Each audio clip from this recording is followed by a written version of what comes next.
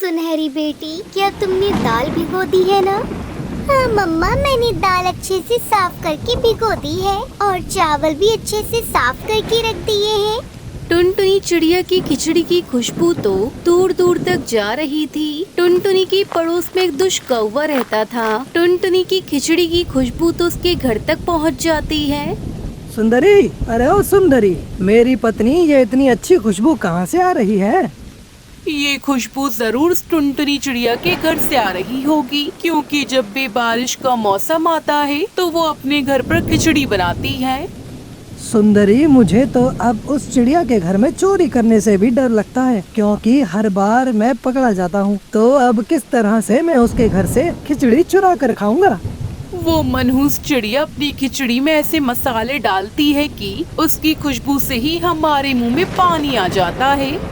हाँ सुंदरी, तुमने एकदम ठीक कहा। मेरे मुंह में भी पानी आ रहा है और रुक ही नहीं रहा है। ऐसा लग रहा है कि कब उस चिड़िया की खिचड़ी चुरा कर खाऊं। मेरे पति कालू, तुम चिंता न करो, मैं टुनटुनी चिड़िया के घर जाती हूँ और उससे झूठ बोलकर वो खिचड़ी किसी तरह ले आती हूँ, फिर हम दोनों खाएंगे खिचड़ी। ये कहकर वो सुंदरी कौवी तेज बारिश में भीगती हुई टुनटुनी चिड़िया के घर के बाहर आती है और उसे आवाज लगाती है। अरे टुनटुनी चिड़िया, दरवाजा खोलो। चिड़िया बहन, जल्दी दरवाजा खोलो, मैं बारिश में भीग रही हूँ। मम्मा, ये इतनी तेज बारिश में कौन आया है हमारे दरवाजे पर? मम्मा, तेज बारिश में तो सब अपने अपने घरों में रहते हैं, फिर हमारे दरवाजे पर कौन है?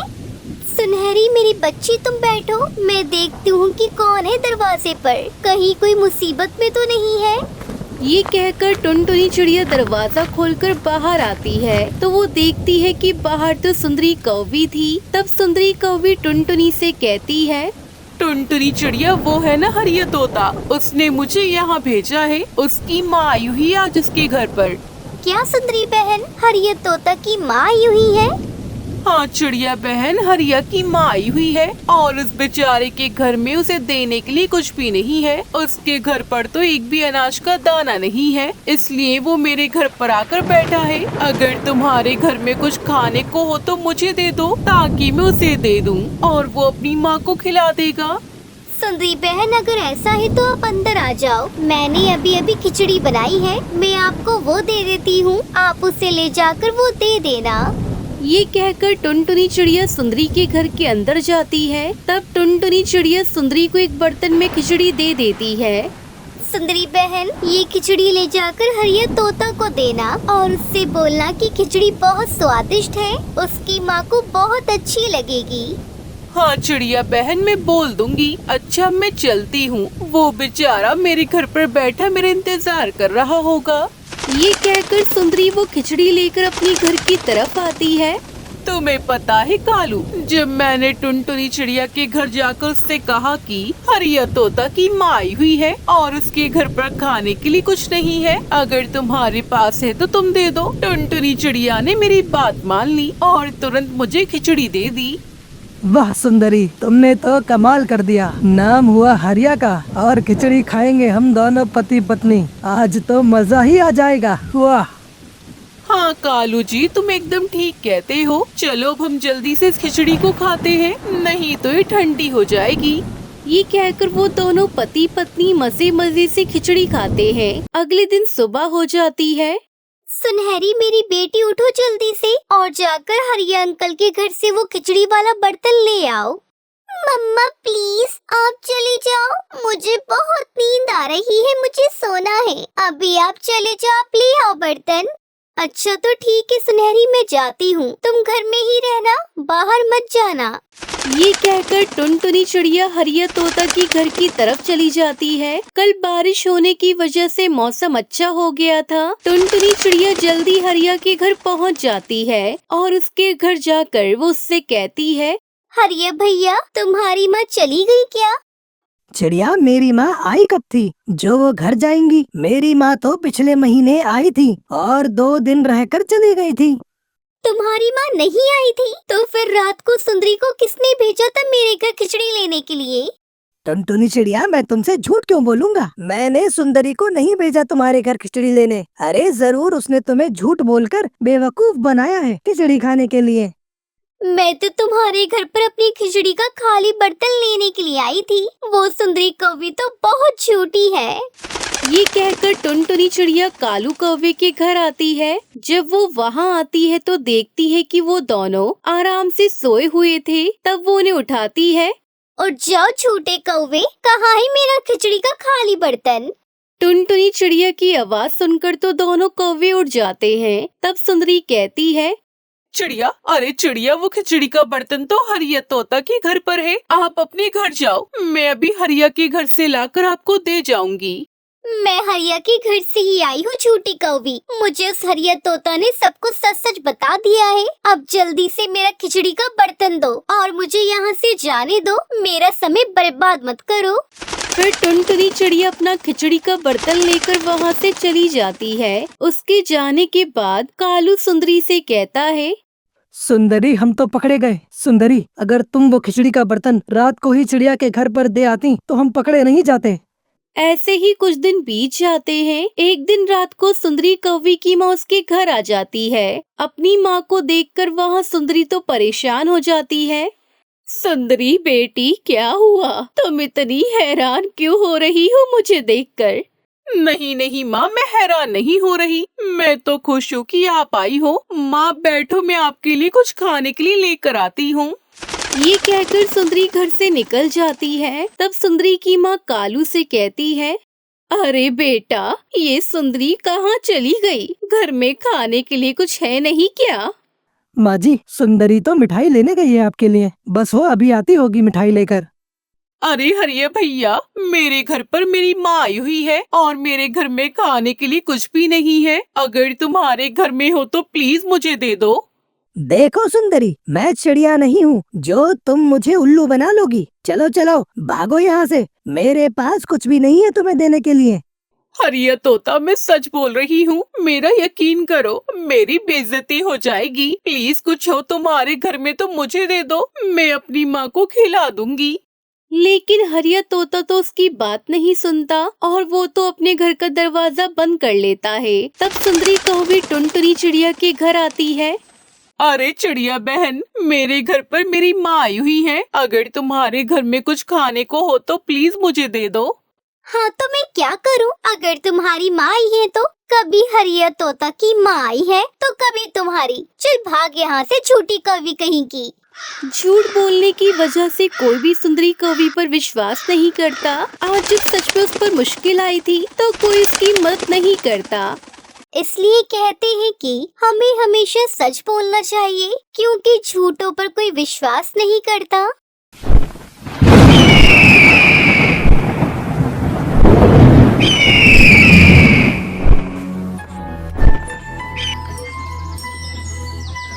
बहुत समय पहले एक जंगल में टुनटुनी चिड़िया अपने पति बंटी कबूतर के साथ रहती थी। टुनटुनी का कोई बच्चा नहीं था, इस वजह से वो बहुत दुखी रहती थी। एक दिन वो अपने पति से कहती है, अजी सुनते हो जी, कल जब मैं नदी पर पानी पीने गई थी तब मुझे मिट्टू तोता मिला था। उसने मुझे बताया कि शहर के अनाथालय में बच्चा आया है, क्या मैं उसे गोद ले लूं? ये तो बहुत अच्छी बात है टुनटुनी। अगर हम वो बच्चा गोद ले लेंगे तो हमारे घर में भी खुशियाँ आ जाएंगी। हमारे घर में किसी चीज की कोई कमी नहीं, बस कमी है तो बस एक बच्चे की। अब वो भी पूरी हो जाएगी। तुम आज ही मिट्टू के साथ जाकर बच्चे को लेकर आओ। ठीक है जी, मैं अभी जाती हूँ। तुम घर का ध्यान रखना, मैं शहर जाकर बच्चे को लेकर आती हूँ। तब तक आप लोग कमेंट में बताएं 10 into 10 कितने होते हैं। ऐसा कहकर टुनटुनी मिट्टू के पास जाने लगी। तभी रास्ते में उसे सुंदरी कौवी मिलती है। अरे और बहन, इतनी जल्दी में कहाँ जा रही हो? कोई खास काम है क्या? हाँ सुंदरी बहन, बात तो खास है। मैं मिट्टू तोता के पास जा रही हूँ, क्योंकि मैं आज उनके साथ जाकर शहर के अनाथालय से एक बच्चा गोद लेने वाली हूँ। अरे टुनटुनी, ये तो वही बात हो गई, गोद में बच्चा और शहर में ढिंढोरा। अरे ये कौन सी पहेलियाँ बुझा रही हो सुंदरी? मुझे तुम्हारी बातें बिल्कुल समझ में नहीं आ रही है। मुझे जाने दो, मुझे देर हो रही है। अरे पगली, तुमने मेरे कहने का मतलब नहीं समझा। मेरा मतलब है मैंने 2 अंडे दिए हैं और 2 अंडों का मैं ठीक से देखभाल नहीं कर पा रही हूँ, तो 1 अंडा तुम ले लो।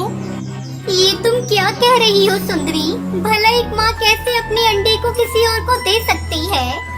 टुनटुनी, मैं अपना अंडा तुम्हें ऐसे थोड़ी ना दूंगी। मैं अपना 1 अंडा 200 रुपए में तुम्हें बेचूंगी।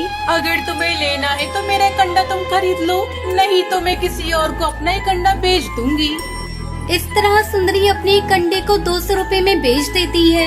समय गुजरने लगता है और अंडे से कौवी बाहर आती है। नन्ही कौवी को देखकर टुनटुनी बहुत खुश होती है। एक दिन वो नन्ही कौवी टुनटुनी से पूछती है, मम्मा, आप तो बहुत गोरी हो और मैं इतनी काली। बिटिया, सब ऊपर वाले की माया है।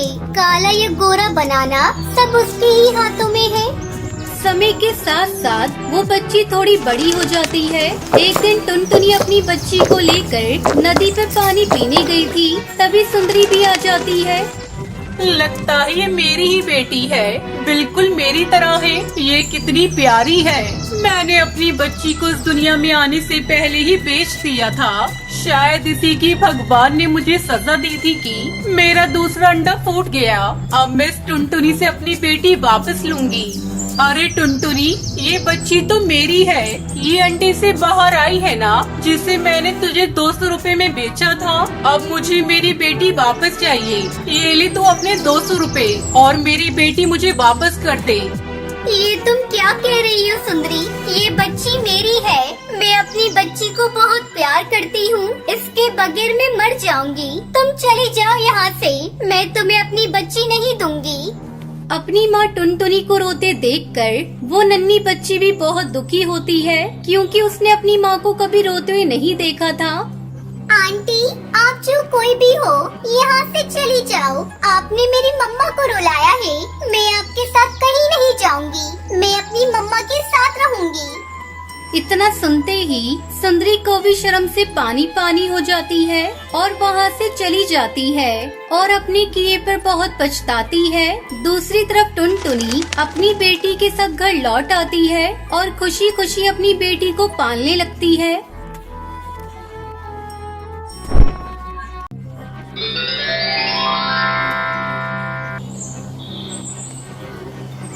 हिमालय के जंगल में सेठ कड़कनाथ अपनी बहू टुनटुनी चिड़िया के साथ रहते थे। उनका बेटा शहर में नौकरी करता था।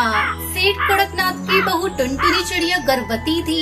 एक दिन सेठ अपने नौकर बिरजू से कहते हैं, अरे बिरजू, तेरी नजर में कोई काम करने वाली हो तो बताना। बहू से घर के कामकाज नहीं हो पाते। अंडे देने का समय करीब आ गया है। ऐसे में कोई सहारा मिल जाए तो बहू को थोड़ा आराम मिलेगा।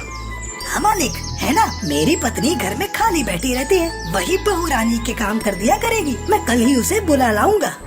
अरे बिरजू भैया, ये तो बहुत अच्छी बात है। आपकी पत्नी है तो मुझे उसके बारे में ज्यादा जांच पड़ताल नहीं करनी पड़ेगी। तब तक आप लोग कमेंट पे बताएं 99 - 89 कितने होते हैं। अगले दिन बिरजू अपनी पत्नी रसीली तोती को घर लेकर आता है। बहू रानी, ओ बहू रानी, ये रही हमारी पत्नी रसीली। इसको काम समझा दो, मैं जा रहा हूँ। हाँ बिरजू, तुम जाओ, अपना काम करो। मैं रसीली को काम समझा देती हूँ। बिरजू वहाँ से चला जाता है। मैम साहब, आपका ये घर कितना बड़ा है? बिल्कुल राजा महाराजा के महल जितना बड़ा है। हाँ रसीली, इसे मेरे दादा ससुर जी ने बनवाया है। फिर टुनटुनी चिड़िया रसीली तोती को किचन का सारा काम समझा देती है। मालकिन, अब आप जाकर आराम करिए। तब तक मैं सारा काम निपटा कर आती हूँ। इस तरह समय गुजरने लगता है और टुनटुनी चिड़िया अंडा देती है। टुनटुनी चिड़िया अपने अंडे की देखभाल अच्छी तरह से करने लगती है। आज परिवार के सभी सदस्य बहुत खुश थे, क्योंकि अंडे से बच्चा बाहर आने वाला था। शाम होते होते उस अंडे से एक सुंदर सा बच्चा बाहर आता है। अरे मैम साहब, ये बच्चा तो बहुत सुंदर है। आपके ऊपर गया है। इसकी चोंच तो बिल्कुल आपकी तरह है। रसीली, लेकिन इसकी आंखें इसके पापा पर गई हैं। इस तरह से सभी बच्चे को प्यार करने लगते हैं एक दिन रसीली तोती की सास गांव से अपने बेटे बिरजू के घर आती है, पर घर में बेटे बहू को न पाकर वो सेठ कड़कनाथ के घर आती है। टुनटुनी चिड़िया का घर देखकर उसकी आंखें फटी की फटी रह जाती है। घर आकर वो अपनी बहू रसीली से कहती है, अरे ओ रसीली बहुरिया, ये सेठ तो बहुत धनी लागत है हमका। हमारे दिमाग में एक विचार आ रहा है जिससे हमारी गरीबी दूर हो जाएगी। कैसे अम्मा जी? तू हमारी बात ध्यान से सुन। सेठ का पोता चुरा कर हम उसे किसी मालदार पार्टी को बेच देंगे, जिससे हमें अच्छी कीमत मिलेगी। वाह अम्मा जी, आपके दिमाग का तो जवाब नहीं। तो ठीक है बहुरिया, कल से ही हम दोनों काम पर लग जाते हैं।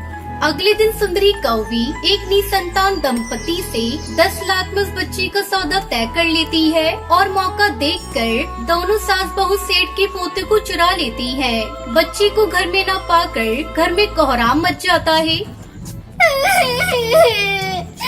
अरे बिरजू रसीली, बच्चा चोरी हो गया। कहाँ हो तुम दोनों? तुम दोनों के रहते बच्चों को कौन चुरा सकता है? तुम कहाँ थी रसीली? तुम्हें तो हमने बच्चों की देखभाल करने के लिए रखा था।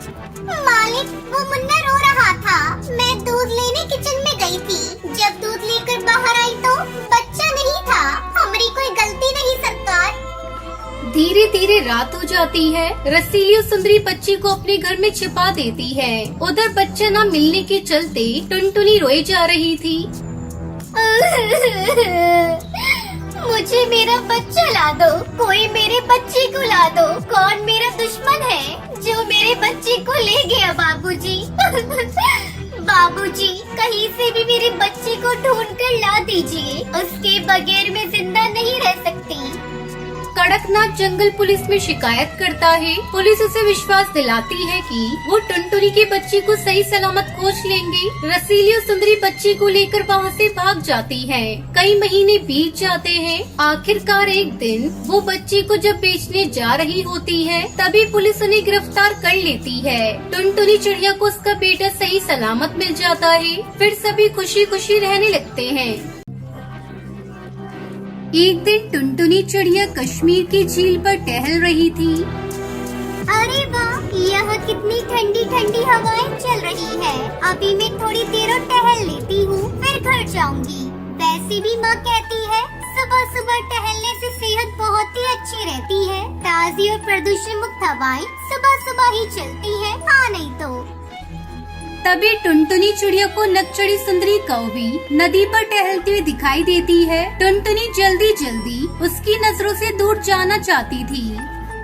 हे भगवान, ये सुंदरी काकी भी यही टहलने आई है। मुझे जल्दी यहाँ से दूर जाना होगा। अगर उन्होंने मुझे यहाँ देख लिया तो तुरंत मेरे पास आकर मेरा दिमाग खाने लगेंगी। और सुबह सुबह मुझे कोई शौक नहीं है कि मैं सुंदरी काकी से अपना भेजा फ्राई करवाऊँ। तब तक आप लोग कमेंट में बताएं 37 - 28 कितने होते हैं। टुनटुनी वहाँ से जाने लगती है। तभी सुंदरी कौवी उसे आवाज देती है, अरे ओ टुनटुनी, तू भी यहाँ टहल रही है? जरा इधर तो आना, मुझे तुझसे कुछ बातें करनी है। बेड़ा गर्क हो गया। जिसका डर था वही हुआ। आखिर काकी ने मुझे देख ही लिया। लेकिन अब कुछ नहीं हो सकता। मुझे उनकी बकबक तो सुननी ही होगी। टुनटुनी चिड़िया सुंदरी काकी के पास जाती है। अरे ओ टुनटुनी, क्या हाल चाल है तेरे मम्मी पापा के? कई दिनों से उनसे मुलाकात नहीं हुई। घर में सब ठीक तो है ना?